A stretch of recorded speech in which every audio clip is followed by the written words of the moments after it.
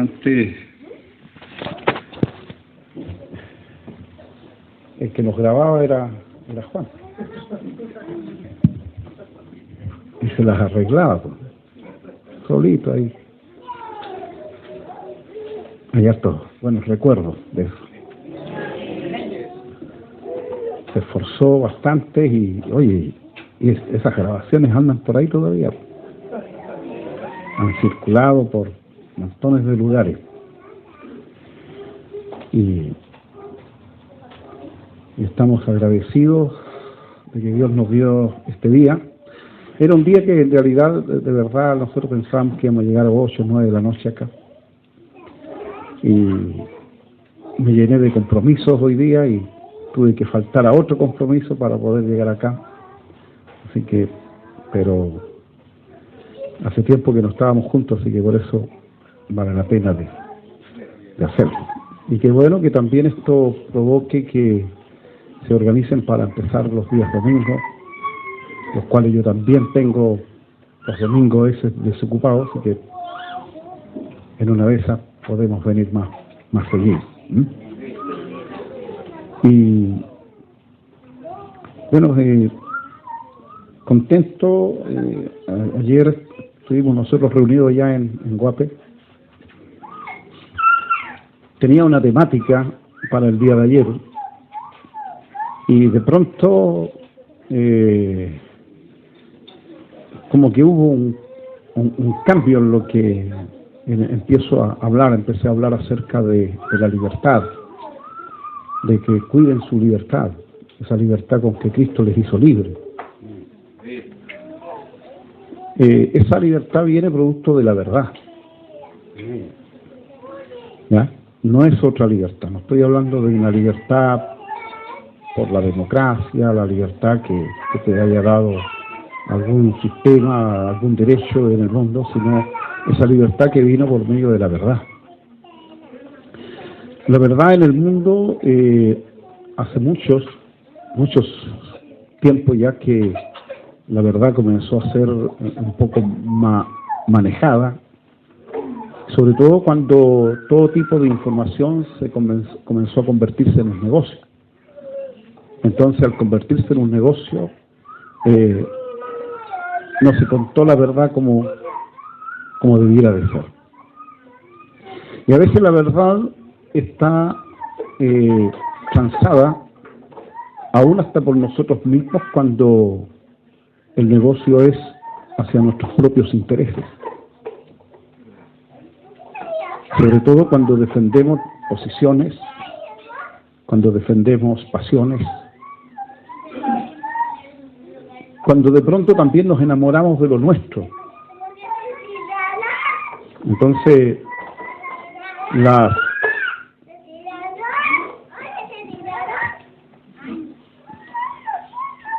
hay que controlar al prekinder ahí. Y como les digo, eso nos alcanza a todos nos alcanza en que en algún momento de nuestra historia la verdad puede transarse. Y entonces, y ahí está el peligro. Porque si a la verdad nosotros le hacemos un pequeño cambio, se pone en riesgo nuestra libertad. Y dejas de ser un hombre o una mujer libre. Y seguimos siendo esclavos. Y Cristo nos dijo claramente, si permanecéis, por eso es la permanencia en la verdad que Él nos dijo. Si no permanecemos en esa verdad, no podemos ser sus discípulos. Pero si permanecemos, pasamos a ser sus verdaderos discípulos. Y ese es el que termina conociendo la verdad. Y conociendo la verdad, esa verdad te hace libre.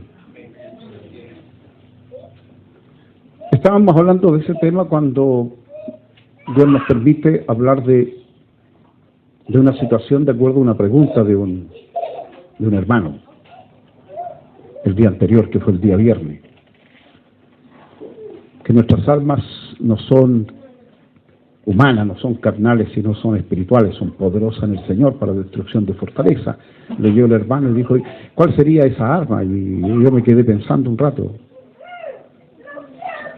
¿cómo mencionarle una de esas armas? Y entonces le dije, esa arma es el perdón. Con esa arma Dios destruyó una tremenda fortaleza, el imperio del que tenía el diablo, que es el imperio de la muerte. Cuando en la cruz nos perdona. Pero ese perdón no fue para él calmar su conciencia. A veces nosotros perdonamos para quedar tranquilos. Pero esto fue un perdón liberador hacia el otro, no hacia sí mismo. Cuando perdonamos para ser libres al otro, a nuestros semejantes. Y por eso es tan poderosa esta arma, porque el propio Pedro pregunta, ¿cuántas veces hay que perdonar? 7 veces. No, dijo el maestro, 70 veces 7. 70 veces 7. ¿Cuánto es 70 veces 7? 4. 490. Esto es lo mismo como, podríamos decir, llegar hasta el jubileo.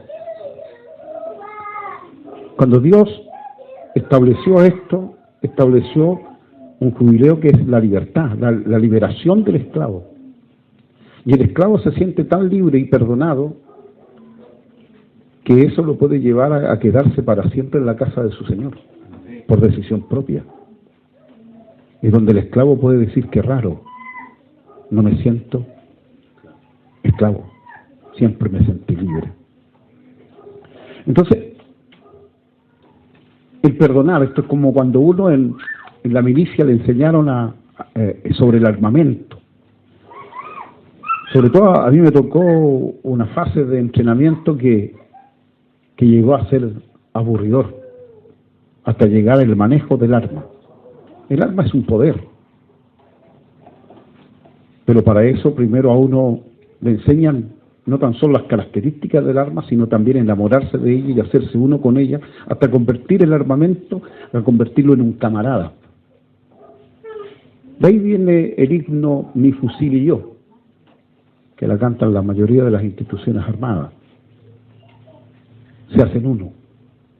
Pero todavía ni siquiera uno llega a utilizarla, a disparar, y el soldado no hay a la hora de querer utilizar, pero primero se da cuenta que el arma pasa a ser un estorbo, porque todo tengo que hacerlo con ella.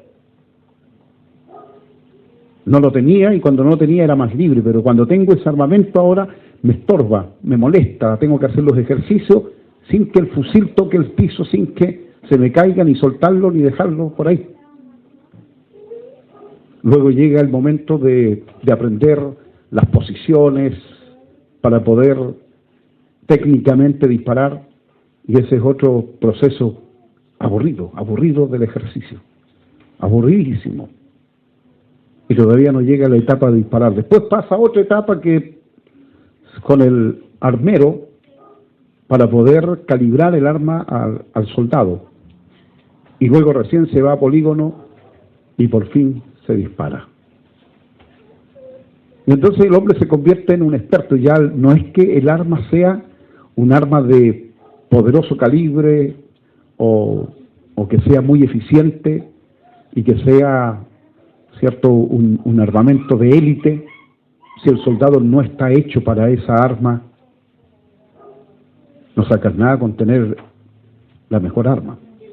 Lo mismo es el perdón. El perdón es un arma que puede destruir fortalezas. Pero si cada uno de nosotros no está al nivel ni se convierte en uno con ese armamento. Por eso dice 70 veces 7, dando a entender te vas a aburrir perdonando. Nos vamos a pasar no sé cuántos años, cuánto tiempo perdonando, una y otra vez. Aprendemos el perdón en la familia, con los hijos, con la esposa, con el marido, con los hermanos, con quien sea. Y de pronto solamente es un ejercitar, pero no somos capaces de perdonar de verdad.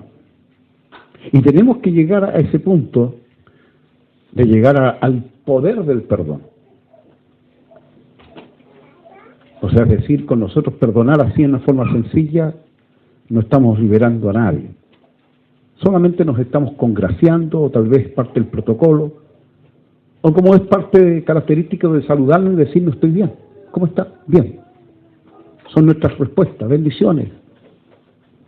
Y tal vez ni siquiera estamos deseando a la persona tal bendición, porque es parte de nuestro lenguaje. El perdón también pasa a ser, pero ¿vamos creciendo, nos vamos desarrollando? ¿O eso nos va cansando al grado que de pronto nos decepcionamos? Y cuando nos decepcionamos, incluso descubrimos que vinimos a ser parte de la iglesia por causa de los hermanos y no por Cristo. Porque cuando tu llamamiento es por medio de Cristo y llegas a Cristo, no hay quien te pueda sacar de las filas de la iglesia.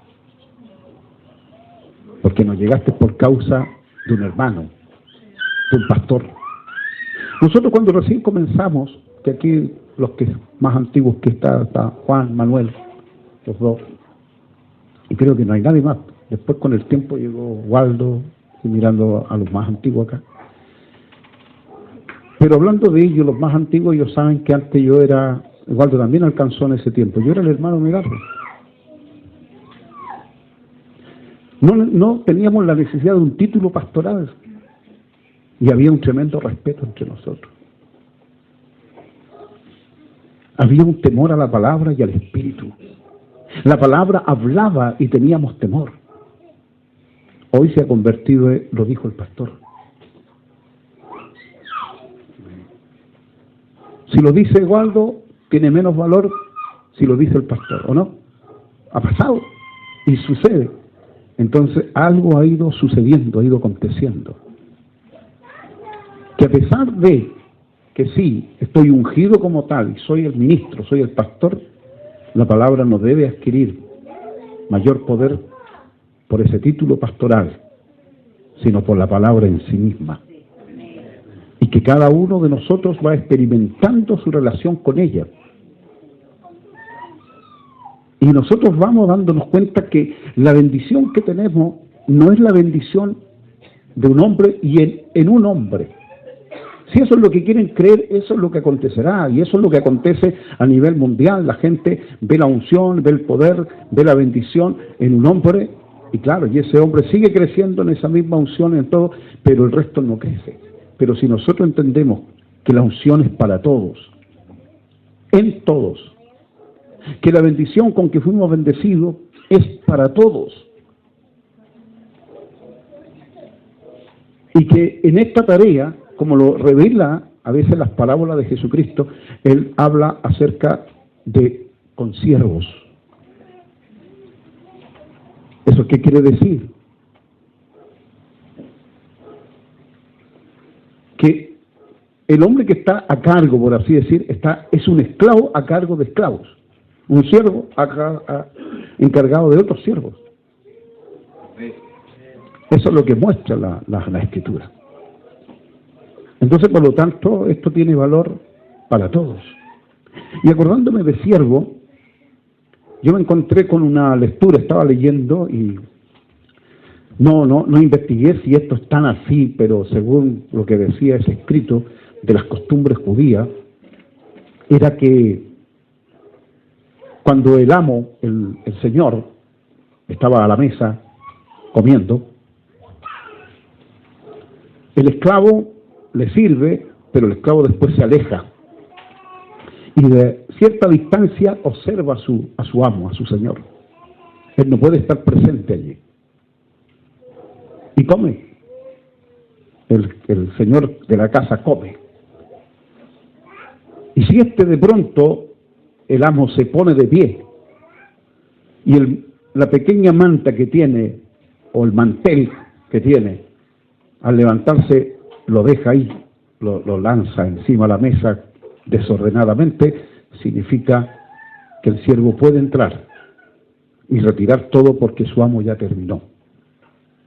Pero si el señor de la casa dobla ese mantel y lo deja ordenadito al lado de su plato y sale, el siervo no puede entrar, porque su señor, al doblar el mantel, está diciendo: aún no he terminado, volveré. ¿Y saben lo que llamaba la atención? Es que cuando llega Pedro y Juan y todos llegan a la tumba de Cristo, encontraron ese manto con el que cubrieron su rostro, lo dobló, lo dejó dobladito y bien ordenado.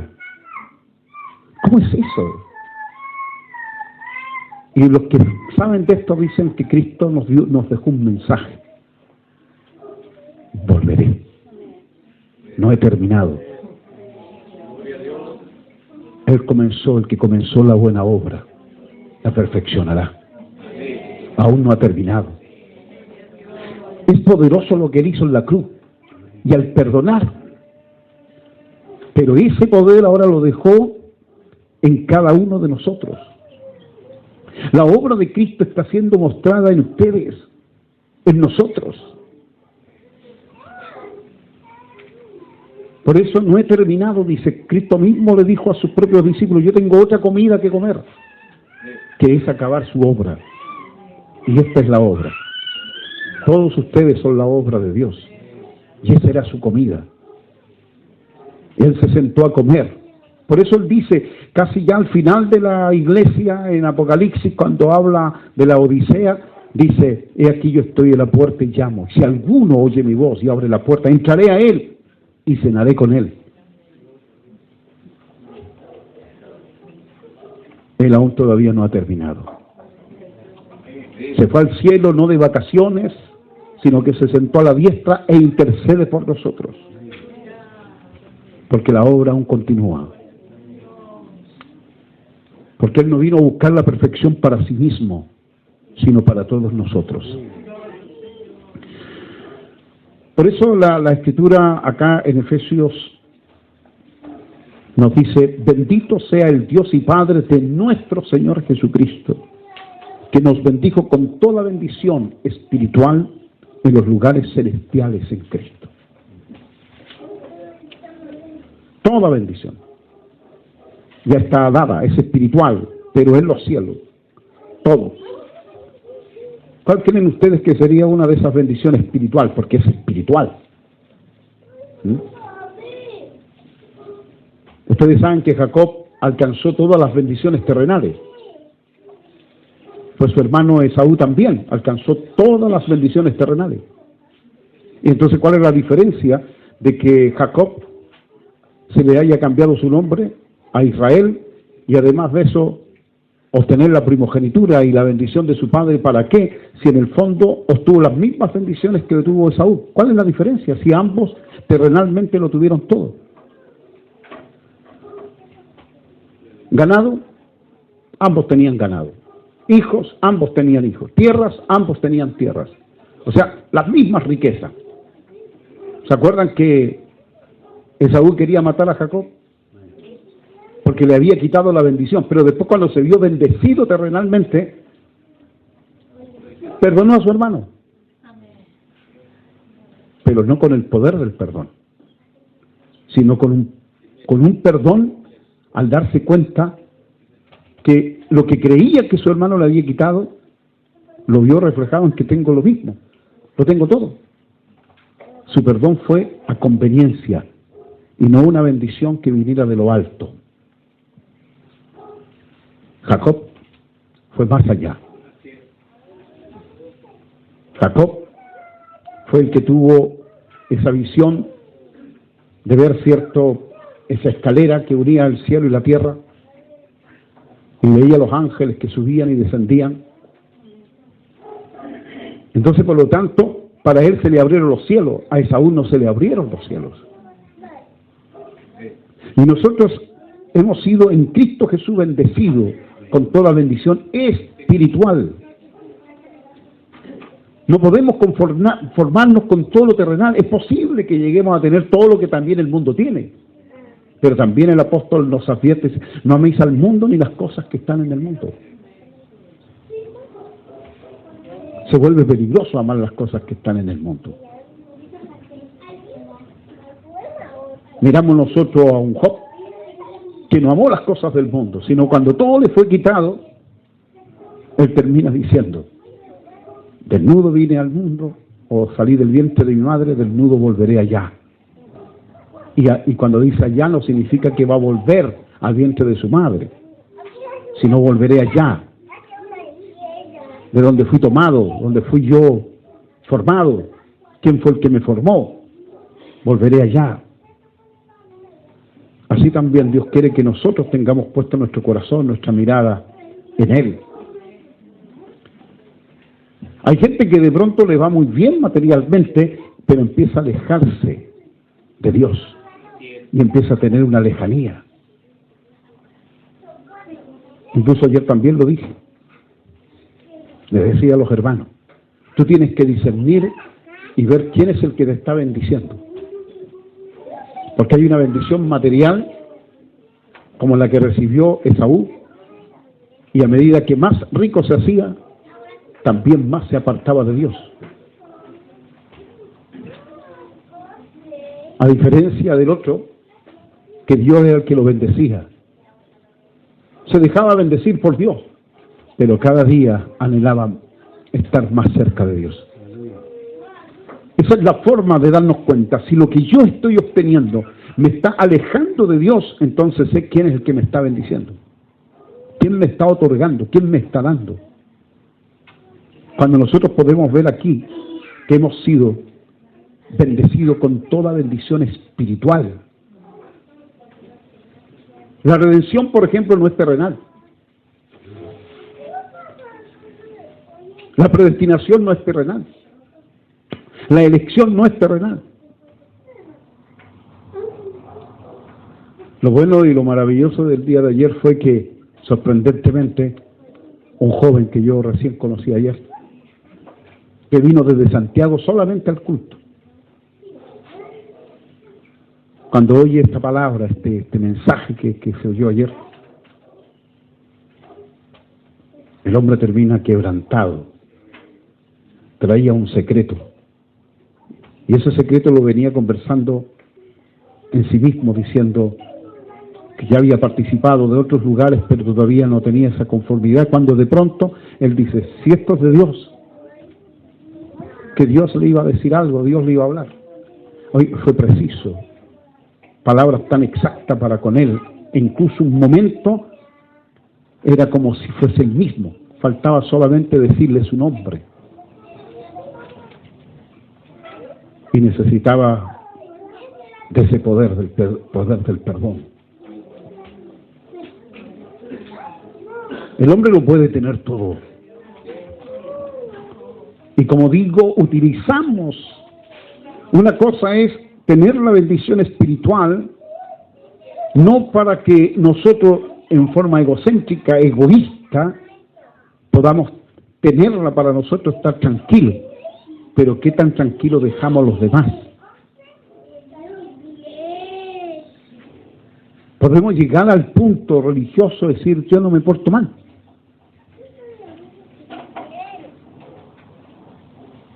Pero ¿qué es lo que estamos haciendo hacia el prójimo? Hacia los demás.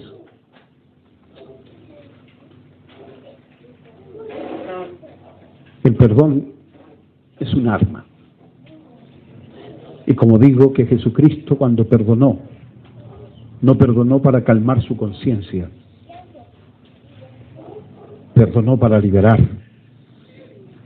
Y soltó esa palabra perdonadora que aún aquí en el siglo XXI la estamos disfrutando nosotros.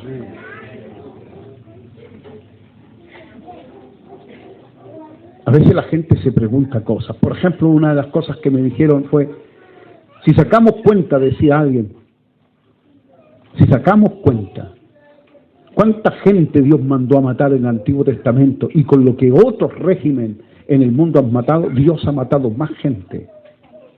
Y con eso ellos dicen, como que Dios es más severo, justiciero, que montones de regímenes que han existido en este mundo. Y yo le dije, perdón. Pero cuando Dios salvó a Noé, salvó a 7.000 millones de habitantes. Si Dios no hubiese salvado a Noé, hoy no hubiésemos sido 7.000 millones de habitantes en la tierra.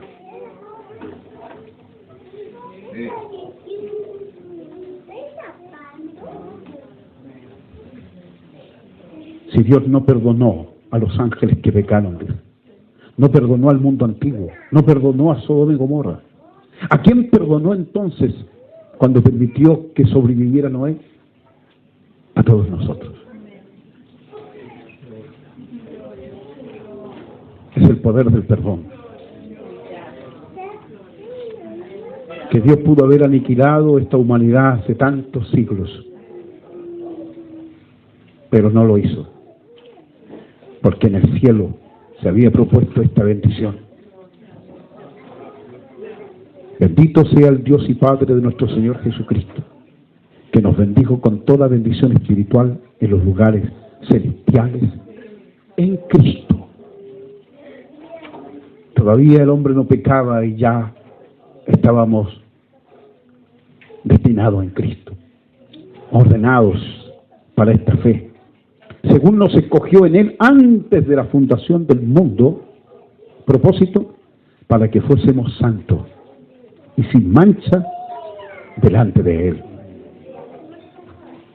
Entonces, por lo tanto, la obra de Cristo, esa obra redentora, nos convierte en esto. Esto que de pronto nos estorba por no ir por el camino de la fe, con el lenguaje de fe, sino que vamos por medio de la razón. Y entonces, cuando utilizamos la razón, juzgamos a los demás por sus debilidades, por sus actos, por sus hechos, y no en Cristo Jesús. ¿Saben? En 2 de Corintios, segunda de Corintios, en su capítulo 13, dice: he dicho antes y ahora digo otra vez, como si estuviera presente. Y ahora ausente lo escribo a los que antes pecaron, y a todos los demás, que si voy otra vez no seré indulgente. Pues buscáis una prueba de que habla Cristo en mí, el cual no es débil para con vosotros, sino que es poderoso en vosotros. Porque aunque fue crucificado en debilidad, vive por el poder de Dios, pues también nosotros somos débiles en Él, pero viviremos con Él por el poder de Dios para con nosotros. Examinaos a vosotros mismos si estáis en la fe. Probaos a vosotros mismos, o no os conocéis a vosotros mismos que Jesucristo está en vosotros, a menos que estéis reprobados. Alguien me hizo una pregunta hace poco: ¿qué es lo que es examinarse? Examinar la fe que tenemos, o que nos probemos. Examinarse si estamos en la fe, no si estamos en el conocimiento, no si tenemos la capacidad, sino examinaos si estáis en la fe. Porque nuestra fe está radicada en la obra de Cristo en la cruz, cuando nos perdona, cuando muere y resucita. Y allí la Escritura en Romanos dice: y fue declarado por el Espíritu, ¿cierto?, con poder, con haberle resucitado de entre los muertos. Allí está el poder de Dios, en la resurrección. Y si Cristo ha resucitado, y ese mismo Cristo mora en nosotros, examínense si están en la fe. ¿Qué quiere decir? Cada uno de ustedes sabe cómo ha ido creciendo, ha ido caminando, se ha ido debilitando, que incluso por nuestras propias debilidades ya no debiéramos estar caminando y aún todavía estar de pie. Porque lo que mora en vosotros es el poder de Cristo para mantenerte aún de pie, que no son nuestras capacidades. Prueben, examinen su fe. Este joven que conversaba hoy día conmigo porque se despedía, que siento que se convirtió ayer, Y se fue, pero lloraba. Dios me habló, decía, y estaba pero bastante sorprendido. Pero temo ahora fallarle. Yo le dije, ese es el problema, cuando nosotros creemos que nosotros le vamos a ser fiel a Él. No, Él comenzó la buena obra. No que nosotros comenzamos, Él la comenzó. En nosotros no debía haber jactancia alguna. Yo mismo tengo 40 años y más en el Evangelio. 40, tal vez 43 años en el Evangelio. Y si aún me restasen 20 años, ¿qué son esos 40 si dentro de estos 20 en una de esas fallo? Si aún me resta llegar hasta el final de los 20 años que me restan, ¿de qué me habrán servido estos 43 años si mañana yo cayera? Entonces me olvido de lo que queda atrás y me extiendo hacia lo que está delante. Me acompañarán toda la vida los defectos. Seremos como esquizofrénicos que nos acompaña la tentación, que a pesar que no la vemos, y ahí está. El egocentrismo, el pecado nos invadirá. Pero nos tocará solamente si nosotros lo permitimos. Examinemos nuestra fe de que estamos de pie no por nuestras capacidades, sino por aquel que resucitó y ahora mora en nosotros. Y está sentado a la diestra de Dios intercediendo por ti, que Él sabe que somos débiles. Que esto ha sido posible gracias a Él. Nada son mis 40 años. Nada.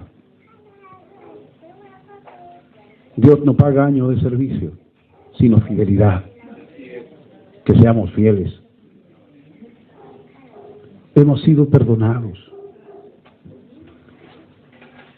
Y le decía a este joven, tú no te preocupes, porque Dios nos está haciendo morar sus mandamientos en nosotros. Y si el mandamiento es, no cometerás adulterio, no lo veas como una prohibición, sino como una protección de aquel que dice, no cometerás adulterio, porque ahora eres tú, donde Él hizo morar su mandamiento.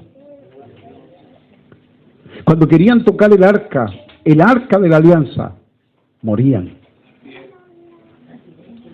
No tocaban la ley, no tocaban las tablas de la ley, no tocaban los mandamientos, tocaban la estructura, tocaban la caja, que religiosamente podemos decir el arca de la alianza, pero si hablamos así en bruto, un cajón, un baúl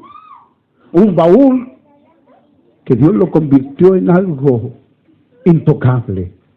Pues así también les digo, vosotros que tenéis morando el mandamiento de Dios en vosotros, a ustedes Dios lo ha convertido en intocables.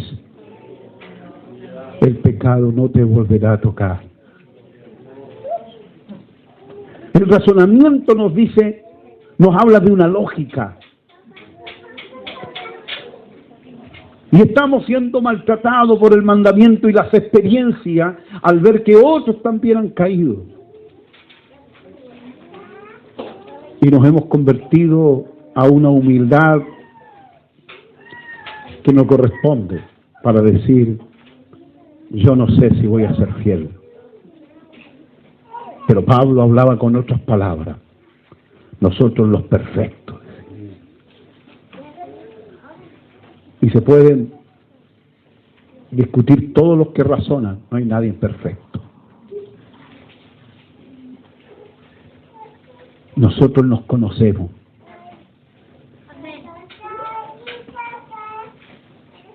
Y en mis debilidades, yo podría autoconvencerme que no voy a llegar hasta el final. Pero creyendo en esta fe que me ha dado, Él me ha tenido por fiel. Porque mi llamamiento obedece a lo que Él conoció. Te vio sentado en lugares celestiales, te vio en gloria. Busca esa gloria, busca esa inmortalidad. Porque si nadie no hubiese sido salvo, entonces Cristo no habría venido a dar su vida. Ese día habría hecho juicio. No se habría dejado crucificar. ¿Para qué dejarse crucificar si todos iban a perder? Entonces solamente habría cumplido la ley y se habría ido a casa para que Dios enviara su juicio, porque no había ninguno justo. Él lo estableció, que no hay ninguno justo. Pero ahora, si se volviese a escribir, se diría: no hay ninguno justo, pero hay billones de justificados.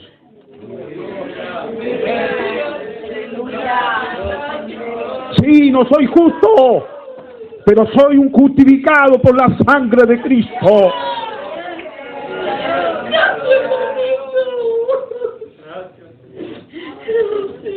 Un nombre terrible, ninguno es justo, es terrible, pero es maravilloso que Cristo al resucitar tenga que decir: ahora hay millones de justificados.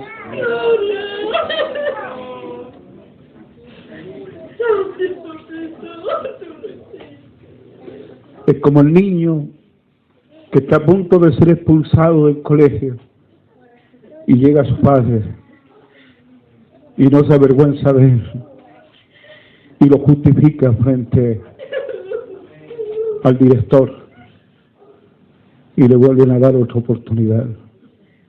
Y el niño no olvidará nunca que él no se merece estar en ese colegio, pero ahora no avergonzará a aquel que lo justificó, aquel que vino a dar la cara, aquel que soportó el sermón del director. Usted tiene un mal hijo, pero el padre suplicó: denle otra oportunidad. Nosotros estábamos para ser cortados, pero hay alguien que nos defendió. Denle un año más, y si no da fruto, córtenlo.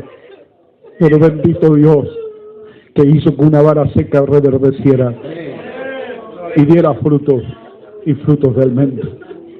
Estábamos secos, pero nos dio vida. Hoy, por ese perdón del perdón, gracias a ese perdón, levantamos manos santas, sin ira ni contienda, y alabamos a Dios, y le damos gracias, y bendecimos su nombre, diciendo: soy libre. Somos libres no porque se está escribiendo una nueva constitución y que nos está dando derechos. Ninguno de esos derechos me convertirá en un hombre digno de la gloria. Somos libres no por una revolución ni por una independencia. Somos libres gracias a la sangre de Cristo, con la cual fuimos cada uno justificados.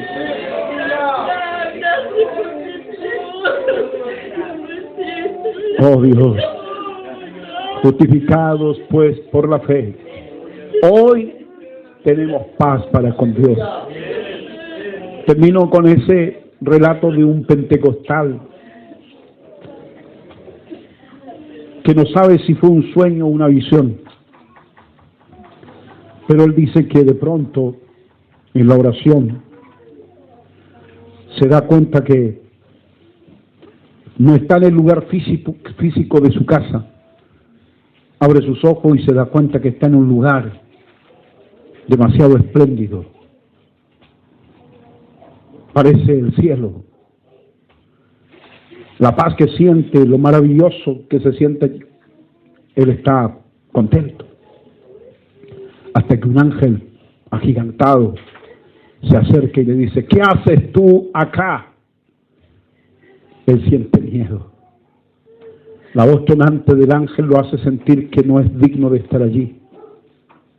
Y cuando se está sintiendo miedo por esa confrontación, entonces el Espíritu le habla ahí en su corazón: dile, la sangre de Jesucristo me tiene aquí. Y tímidamente el pentecostal dice: la sangre de Jesucristo me tiene aquí. Y cambió el ángel. Y su voz fue distinta. Eso es lo que ha pasado con nosotros. Aquí no te reconocen, pero en el cielo eres muy conocido, amado. Tú eres conocido. Sigamos adelante. En esta tierra no está nuestro hogar, no está nuestra casa. Jamás nos van a reconocer como hijos de Dios, ni nos van a reconocer como santos, ni como justos, pero en realidad somos conocidos como justificados. Que la paz de Dios sea con todos ustedes. Que el bien y la misericordia te sigan todos los días de tu vida. Él te librará del lazo del cazador, de la peste destructora. Caerán a tu lado 1000 y 10.000 a tu diestra, mas a ti no llegarán. El que habita al abrigo del Altísimo morará bajo la sombra del Omnipotente. El Señor es mi pastor, nada me faltará. Paz, hijos de paz.